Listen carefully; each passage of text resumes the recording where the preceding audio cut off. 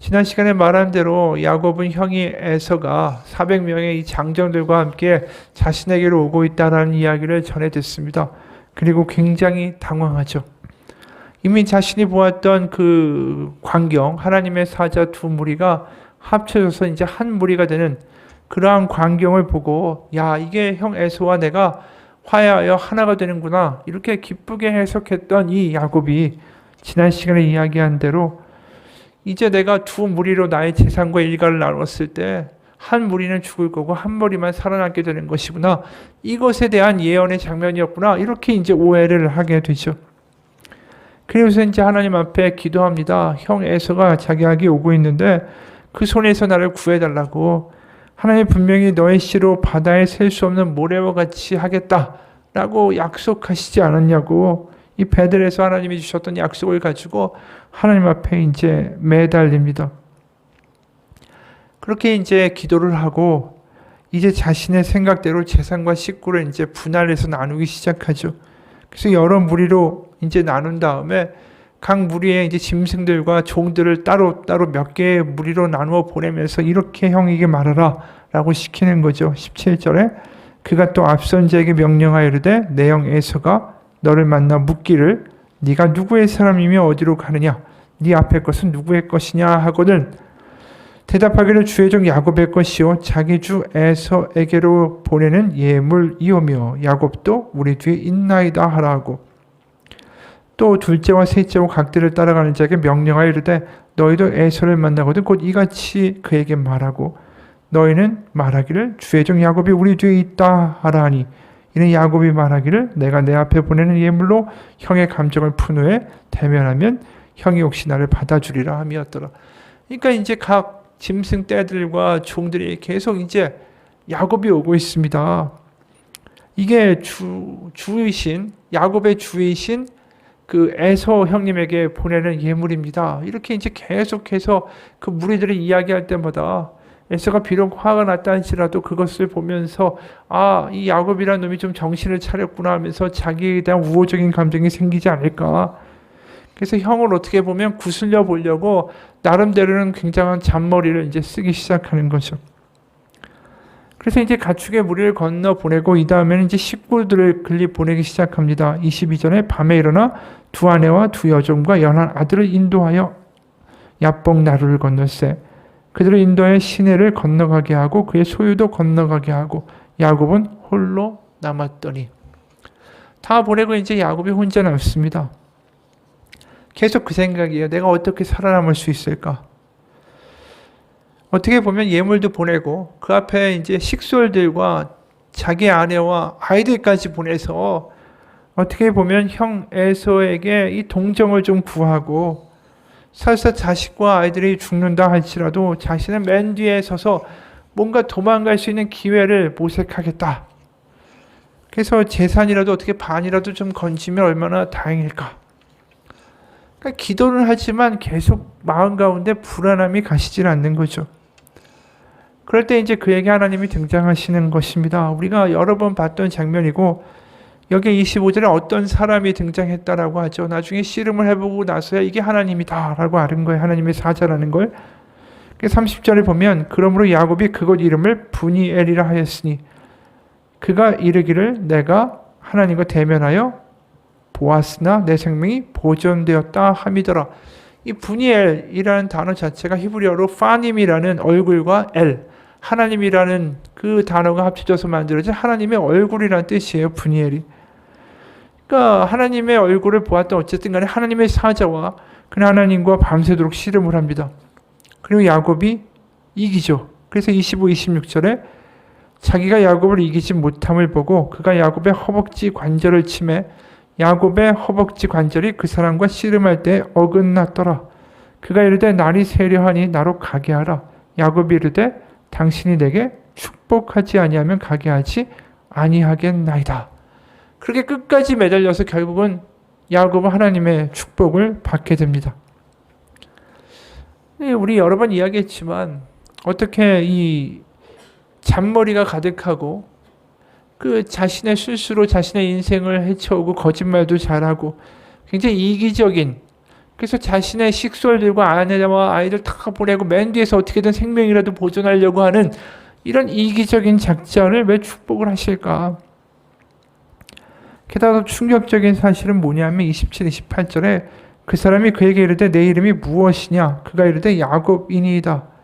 그가 이르되 너의 이름을 다시는 야곱이라 부를 것이 아니요 이스라엘이라 부를 것이니 이는 네가 하나님과 및 사람들과 겨루어 이겼음이니라.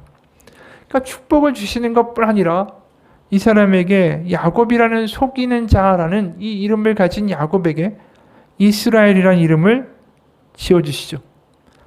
그럼 이스라엘이 우리가 알고 있는 그 나라의 이름이고 또 민족의 이름 아닙니까? 그러니까 한 나라의 조상이나 건국의 신화를 보게 되면 좀 근사한 사람들이 돼야 되는데 이스라엘의 경우에는 굉장히 끔찍한 사람이 조상으로 등장하고 있는 거죠. 용맹하고 충직하고 정직하고 뭐 보기에 선한 사람이 아니라 약속 빠르고 거짓말 잘하고 속임수 잘 쓰는 사람이 이 사람이 이스라엘 민족의 시작이다라고 이야기하고 이 사람에게 져주시고 축복해 주셨다. 이게 하나님의 은혜라는 것은 우리가 이미 나눈 적이 있습니다. 지난주에 우리가 이야기했죠. 하나님이 천지를 만드신 하나님이 어떻게 이 사람을 이기지 못하고 이 사람에게 붙들려 있으셨나? 그게 아니라 져주신 거다.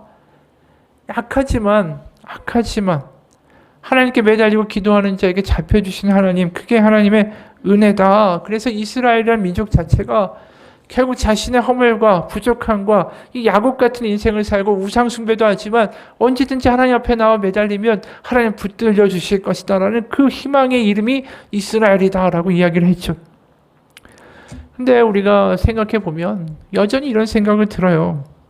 뭔가 이 건물을 지을 때도 기초공사가 중요하듯이 뭔가 단단한 건물과 단단한 신앙 위에다가 하나님이 뭔가 지으셨으면 이스라엘이라는 나라가 나중에 우상 숭배를 하고 엉망이 되는 그러한 모습은 보게 되지 않았을까?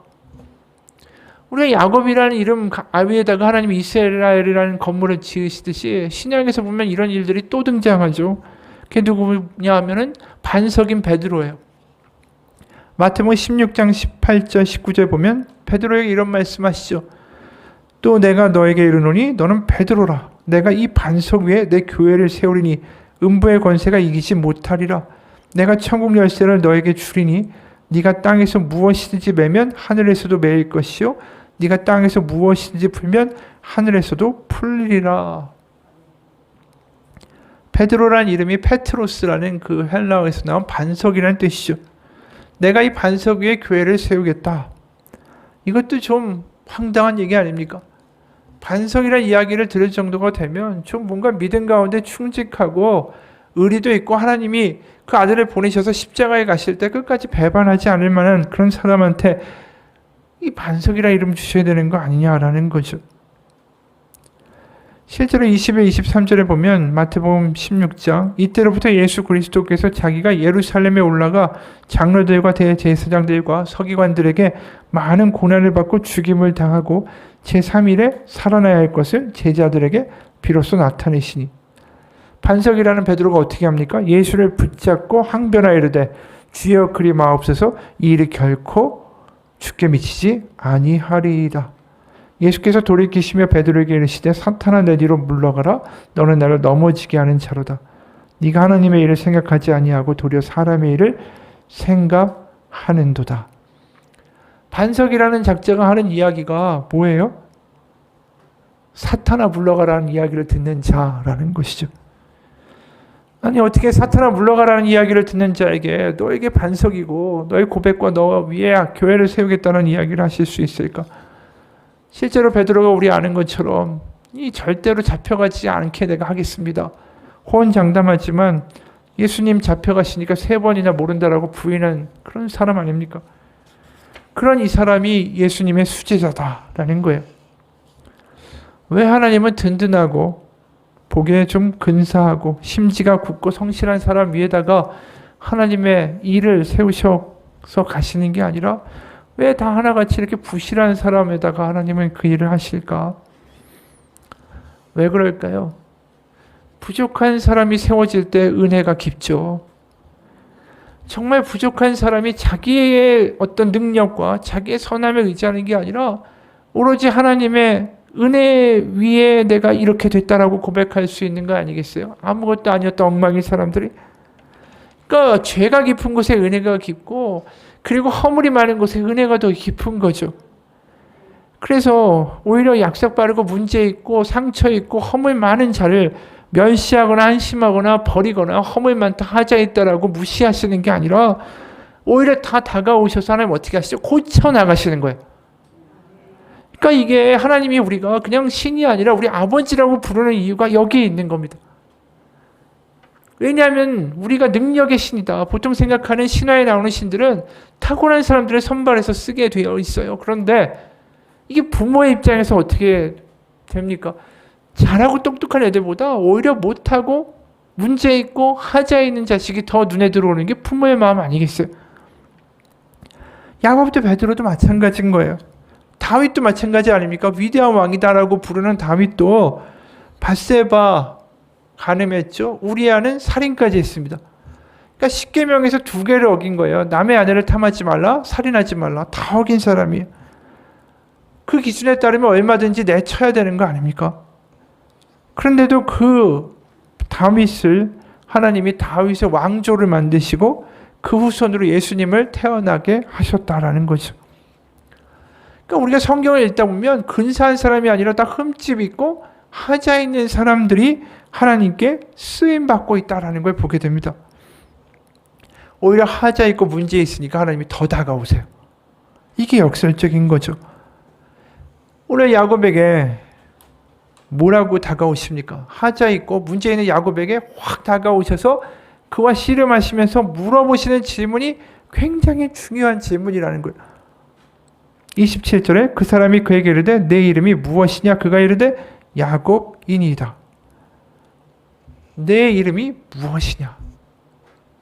이게 지금 하자 있고 문제 있는 야곱을 고쳐 나가시는데 굉장히 중요한 질문이라는 거죠. 그럼 나는 야곱입니다 라고 대답했어요.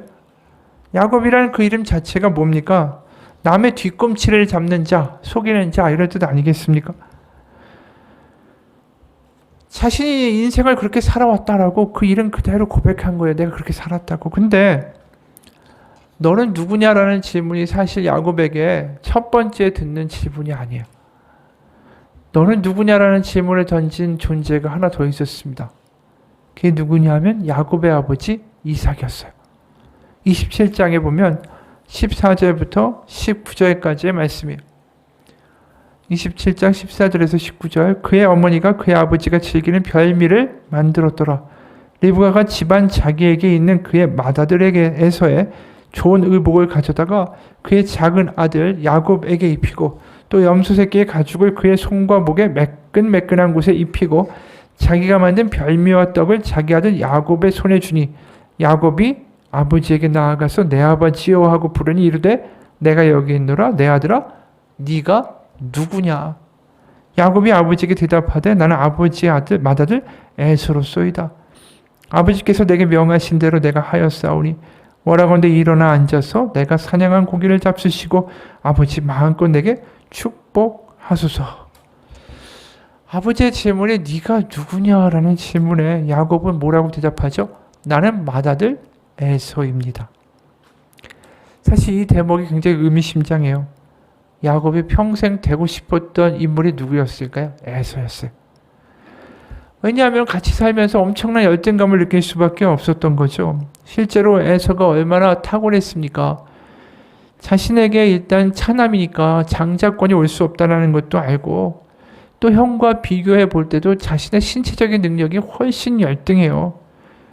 이 고대 사회에서 언제나 전쟁이 벌어질 수 있고요. 누가 습격해 올지도 모르는 그런 상황 가운데서 이 세상에서 볼 때 용맹하고 사냥도 잘하는 형이 당연히 장자가 되고 그래야지 가문을 잘 유지해 갈 수 있는 게 상식 아닙니까?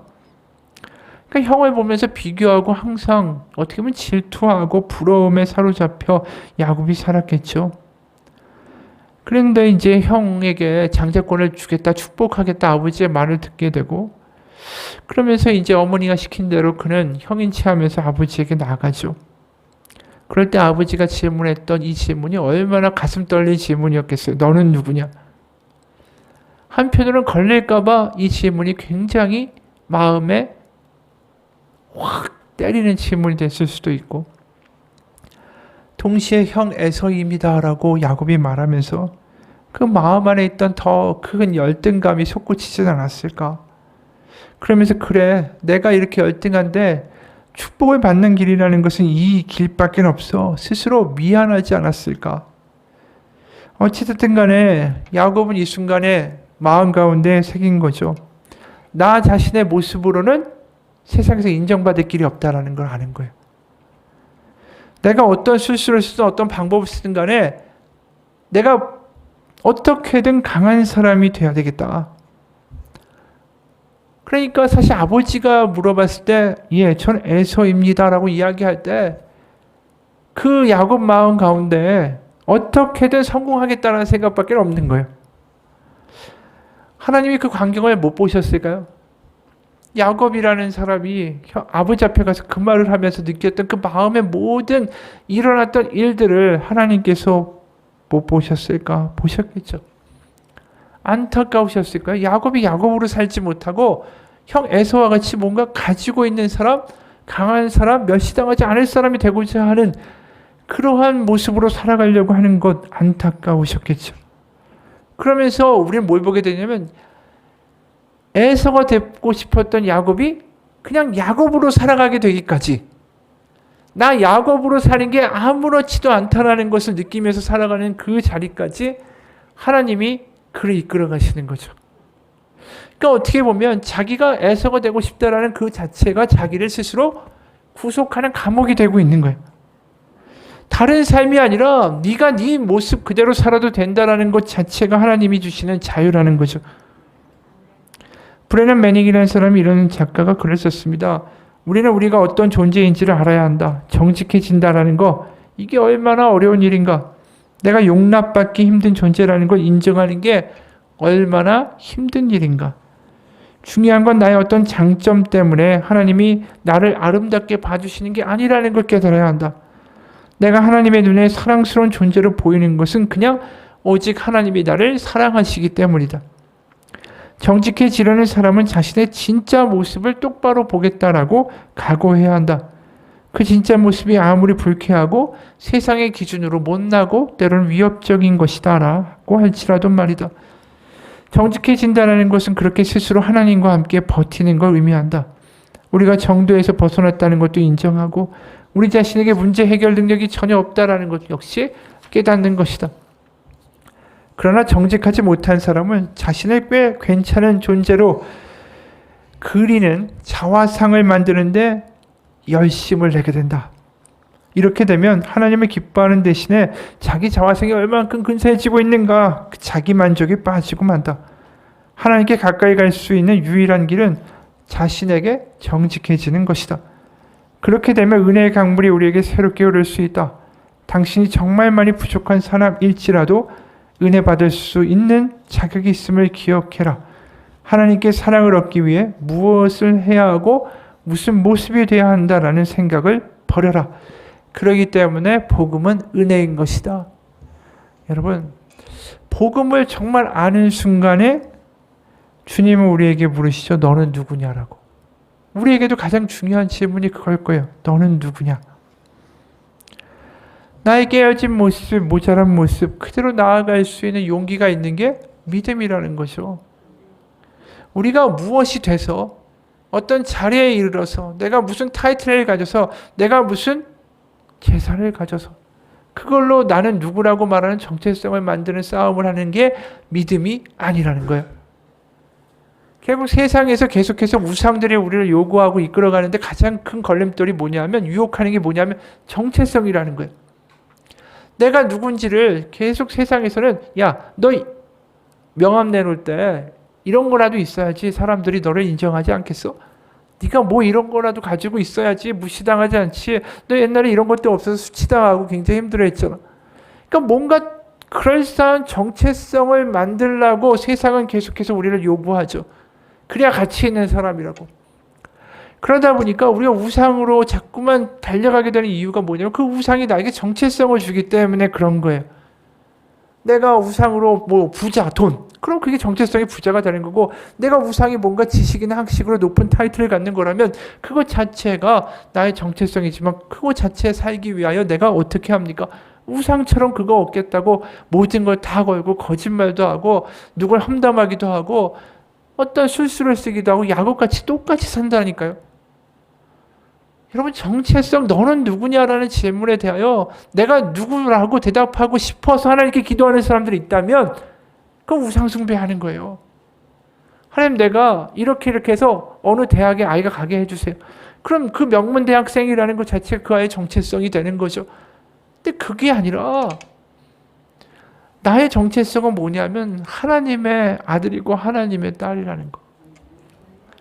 그 정체성이 다른 어떤 정체성을 얻는 것보다 감격적이고 그것이 더 나를 소망을 갖게 살게 하고 세상을 부러워하지 않게 만들어질 수 있는 정체성이 된다면 그게 하나님이 바라시는 믿음이고 그게 하나님이 우리에게 원하시는 만들어주고자 하시는 자유의 모습이라는 거죠.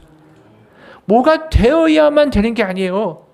하나님의 아들이고 하나님의 딸이라는 것 자체가 우리 가운데 대단한 정체성과 감격과 자신감과 소망과 기쁨을 줄 수 있는 것, 그게 믿음이라는 거예요. 그러니까 믿음이라는 게 내가 또 다른 정체성을 얻어서 내가 성공해서 하나님께 영광 올려서 야 하나님 믿으니까 내가 이렇게 근사하게 됐습니다. 이게 아니라는 거죠. 여러분, 결국 우리에게 묻는 질문은 항상 이거예요. 너는 누구냐? 그런데 우리가 나이를 먹으면 점점 알게 돼요. 아무리 젊을 때 똑똑했고요. 아무리 근사했다 할지라도 나이가 들다 보면 다 소용없어요. 결국 나중에 하나님 앞에 서게 되죠. 거기서 너는 누구냐 할 때 저는요 국회에서 국회의원을 했습니다. 저는 대학 교수였습니다. 그게 너는 누구냐 하나님 물어보실 때 아무 의미가 없는 답이라는 거예요. 우리가 하나님이 너는 누구냐라고 물으셨을 때 인생의 마지막에서 유일하게 우리에게 희망을 줄 수 있는 딱 하나의 정체성은 나는 예수 그리스도의 보혈의 능력으로 구원받은 하나님의 아들입니다. 하나님의 딸입니다. 그거 하나 빼놓고 하나도 안 남아요. 하나도. 여러분, 어떤 분이 이렇게 말합니다. 내가 없으면 정말 아무것도 회사에서 돌아가지 않을 거다. 나는 믿었다. 그런데 병에 걸리고 나서야 알았다. 내가 없어도 세상은 잘 돌아가고 회사도 잘 되고 내가 일일이 손 쓰지 않아도 다들 잘 지낼 거라는 사실을. 생사의 고비를 몇 차례 넘기고 이제 더 이상 경쟁자도 적도 없고 누가 누구보다 강한지 따위에는 아예 관심조차 나는 사라졌다. 그 많던 프로젝트들도 스스로 만들었던 미션들도 다 이제 의미가 없었다. 세상에서 누구보다 열심히 달리려고 뛰었고 저 사람보다 내가 더 강해져야 된다라고 내 경쟁자보다 내가 더 앞서야 된다라고 살았던 그 인생이 한번 병에 팍 고꾸라지고 나니까 아무 의미가 없더라는 거예요. 내가 거기서 과장이 되든 부장이 되든 이사가 되든 승진을 빨리 하든 그게 아무런 의미가 없어지면서 병에 걸려보니까 나는 누구인가? 이 질문이 스스로 던져지더라는 거죠. 그러면서 남에게 필요한 사람, 능력 있는 사람, 경쟁에 능한 사람 이런 것들이 아무 의미가 없어지니까 이 세상에서 너는 누구냐? 나는 누구인가? 이 질문만큼 사실은 무서운 질문이 없는 거예요. 드와이트 모디라는 유명한 미국의 부흥 설교가가 있었죠. 그분이 이제 설교를 하기 전에 기도를 하고 있었답니다. 근데 이제 기도를 마치고 눈을 딱 떠보니까 왠 하얀 쪽지 하나가 올라와 있었어요. 이게 뭐 광고를 해달라는 건가? 하고 펴봤더니 거기에 바보 이렇게 써 있었어요. 그걸 보니까 당연히 뭐 속도 상하고 화도 날 법한 거 아닙니까? 설교하기 전에 그런 쪽지를 올리니까 얼마나 열받을 일이에요? 그런데 이 무디라는 사람이 그 쪽지를 딱 본 다음에 청중을 향해 이렇게 말했습니다. 누가 저에게 광고 쪽지를 전달하셨군요. 그런데 이상하게 내용은 없고 보낸 사람 이름만 써 있네요. 이런 일을 당하고도 전혀 개의치 않는 거예요. 열등감이 있었으면 어땠을까요? 그 쪽지 받아보는 순간 그래, 내가 무슨 하나님의 말씀을 전하고 그래 내가 학식도 딸린데 사람들이 이렇게 나를 무시하는 게 당연하지. 아휴, 하나님 왜 이렇게 나한테 좋은 학교도 가고 사람들한테 인정받게 되는 그런 자리에 서서 이렇게 설교할 수 있도록 해주시지 않았을까? 이게 망가진 지름길이에요. 근데 이 사람이 어떻게 반응합니까? 원래 상점에서 일하던 사람이었고 학력도 부족했고 말투도 사람들의 지적을 참 많이 받았던 컴플렉스나 열등감을 느끼려면 참 많이 느낄 수 있는 사람이었어요. 그러니까 이 바보라는 쪽지를 딱 받는 순간 진짜가 드러났겠죠. 사람들한테 괜찮은 척했다가 그거 보고 자빠지는 순간에 진짜 이 사람이 안에 들어있는 게 드러날 수 있었던 거예요.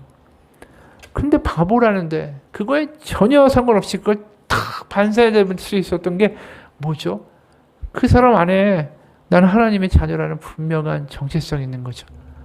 나 하나님이 세우신 사람이고 하나님이 쓰시는 사람이라는 정체성이 분명하니까 자기 학력 가지고 뭐라고 하든 바보라고 하든 그게 들려지지가 않는 거예요.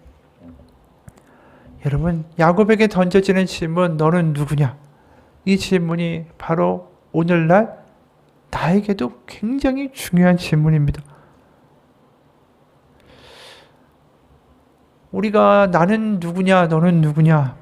이 아버지 이삭이 야곱에게 물었던 질문, 거기서 야곱이 나는 맏아들 에서입니다 라고 이야기했을 때 누군가가 되기 위한 삶을 살기 시작했을 때 나 야곱으로는 도저히 세상을 감당할 수 없다라고 다른 인생으로 다른 가면으로 살고자 했던 그에게 하나님의 사자 하나님이 이렇게 말씀하시죠. 28절 그가 이르되 내 이름을 다시는 야곱이라 부를 것이 아니요 이스라엘이라 부를 것이니 이는 네가 하나님과 및 사람들과 겨루어 이겼음이니라. 그에게 새 이름을 주십니다. 난 누구인가? 라는 질문에 바로 그는 새로운 답을 얻게 되죠. 더 이상 에서가 될 필요도 없고 남의 뒤꿈치를 잡고 속이려고 애쓰는 야곱이 될 필요도 없고 그는 이제 이스라엘이라는 거죠. 그게 하나님이 주신 축복의 핵심이었어요. 그러면서 그가 자신감이 생겨요. 갑자기. 에서가 될 필요도 없고요. 자기가 남 속이는 자로 살 필요도 없는 거예요. 남하고 비교할 필요도 없고 남 뒤꿈치만 따라가는 인생이 이제 하나님 바라보면서 살기 시작하는 거죠. 하나님이 나에게 주신 이름이다. 그러면서 이스라엘, 이게 뭐죠? 이스라엘은 원래 끝까지 싸우다 분투하다라는 이 사라라는 히브리어하고 하나님의 히브리어 엘, 이게 합쳐진 거예요. 그래서 하나님과 붙들고 싸움하다 하나님과 함께 몸부림치다. 그러니까 이제 속이면서 살아야만 했던, 그래서 다른 사람이 되고자 했던 그 야곱이 이제 하나님과 힘들 때마다 잡고 붙들고 씨름하는 사람이란 뜻으로 이름이 바뀐 거예요. 드디어 하나님의 사람이 된 거죠. 여러분 이제 이 야곱이 33장부터 달라진 태도를 취하기 시작해요. 우리의 이 모습을 보면서 무슨 생각이 듭니까? 우리의 삶 속에서 우리의 정체성을 흔드는 일들이 생길 수가 있겠죠. 직장에서의 어려운 일들, 내가 하는 사업의 어려운 일들, 여러 가지의 일들이 생길 수가 있습니다. 하지만 그럴 때마다 우리가 하나님 잡고 붙들면서 내가 누군지를 확인하고 확신하고 살아갈 수 있기를 축복합니다. 우리가 어려울 때마다 때론 나의 정체성 하나가 사라져갈 때 우리는 위기의식을 느끼지만 그게 사라지면 거기에 하나님이 주시는 정체성이 우리를 사로잡기 시작할 거예요. 우리는 이거 없으면 죽을 것 같지만 하나님은 더 분명한 하나님의 자녀가 되는 정체성을 우리 가운데 주실 거라고 믿습니다. 양다리가 아니라 이제 분명히 하나님 붙잡고 살아가야 될 때 아니겠어요? 야곱이 인생의 절대절명의 위기 가운데 결국 하나님을 만나서 그분과 씨름하면서 자기가 누군지를 알게 됐습니다. 그러면서 다르게 살게 된 것처럼 우리도 그러한 하나님의 은혜가 있기를 원합니다. 아프리카 케냐에서 사역하는 선교사님이 이런 말을 합니다. 자신이 목회하는 쓰레기 마을에 61세 된 엘리자베스라는 여자 성도가 있다고. 이 엘리자베스라는 여자 성도는 여러 명의 손자를 부양하는 가난하고 굉장히 고단한 삶을 사는 노인인데 주일 예배 때 간증하면서 자신을 이렇게 소개하더라는 거죠. 내 이름은 엘리자베스가 아닙니다. 내 이름은 그리스도인입니다. 복음을 알게 된 순간 저는 더 이상 쓰레기 마을에 사는 가난한 노인도 손자들을 먹여 살려야 하는 고달픈 노인도 아닌 하나님이 선택하신 사람 그리스도인일 뿐입니다. 여러분, 이러한 복이 우리 가운데도 있기를 축원합니다. 같이 기도하겠습니다. 하나님, 우리가 어려우면 어려울 때, 나의 정체성이 흔들려갈 때, 내가 쥐고 있는 것들이 내 손에게서 빠져나갈 때 우리는 불안해합니다.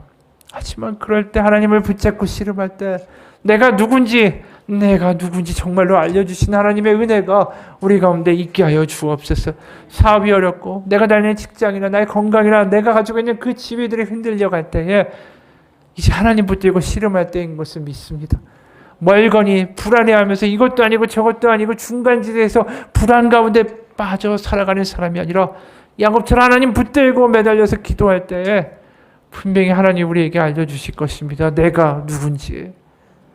하나님이 분명히 알려주시는 그 음성 가운데 세상의 그 어떠한 이야기들보다 담대하고 하나님이 나에게 주신 그 정체성을 가지고 담대히 세상을 승리하며 나아갈 수 있는 우리가 되게 하여 주옵소서. 예수님 이름 받들어 기도합니다. 아멘.